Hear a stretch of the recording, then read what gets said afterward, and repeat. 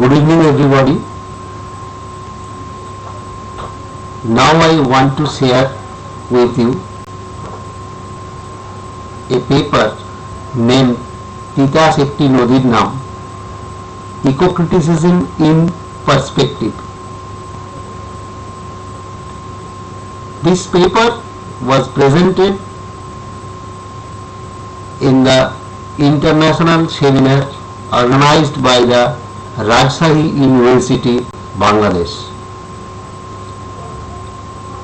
Eco-criticism or ecological literary criticism emerged as a separate literary discipline or discourse in 1990. But the first discussion on the discourse began in 1970. William Ruckert used the word eco-criticism first in 1978 in his book entitled Literature and Ecology. But most importantly, the pioneering figure of the field of Cyril Grotfelty, who opined that the chief tenor of the very theory is the study of the relationship between literature and the physical environment. In European countries, the American and British writers spontaneously imitated nature as the subject matter of their writings.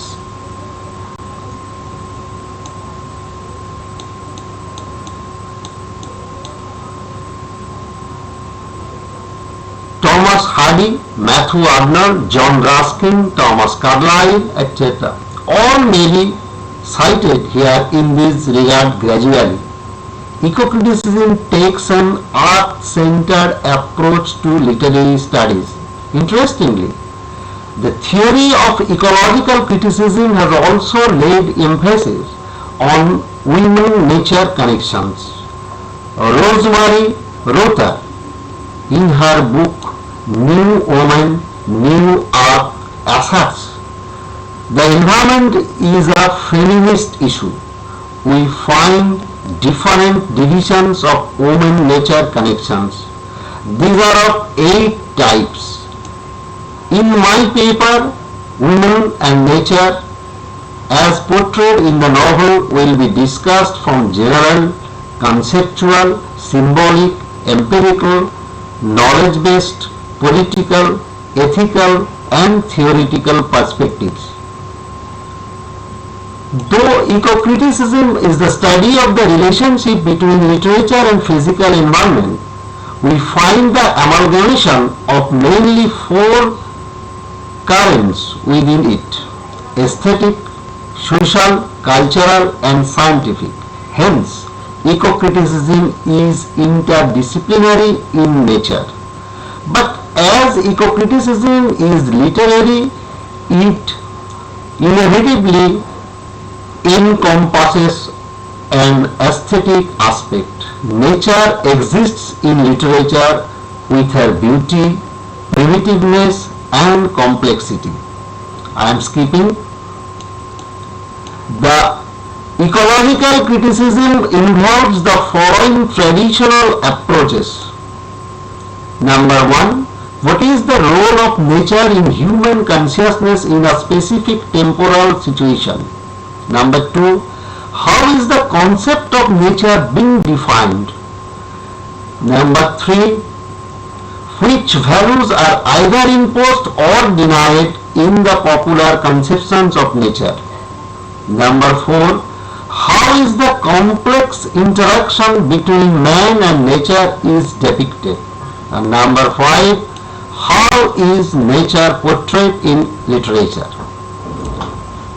River and human life, river-centric economy and its effect on human life, the growth of human life under the influence of river, the catastrophe of human life occasioned by the aggressive nature of river, drying up of river, and the decline of human life. All these have been the recurring themes of river-centric novels in Bengali. Manik Bandyopadhyay's Padma Nadir Mazhi, Tarashankar Bandyopadhyay হাসুলি বাতির উপকথা, বিভূতিভূষণ বন্দ্যোপাধ্যায় ইচ্ছামতি, অদ্বৈত মল্লবর্মন's তিতাস একটি নদীর নাম, Samaresh বসু's Ganga and Debesh রায়ের তিস্তা পারের বৃত্তান্ত etc. may be cited here. Advaita Mollavarman is an artist of successful human life in Bengali fiction. The connection of his life with the river Titas is so subaltern and subterranean. The novelist views the Titas as an effective insignia of the flow of life.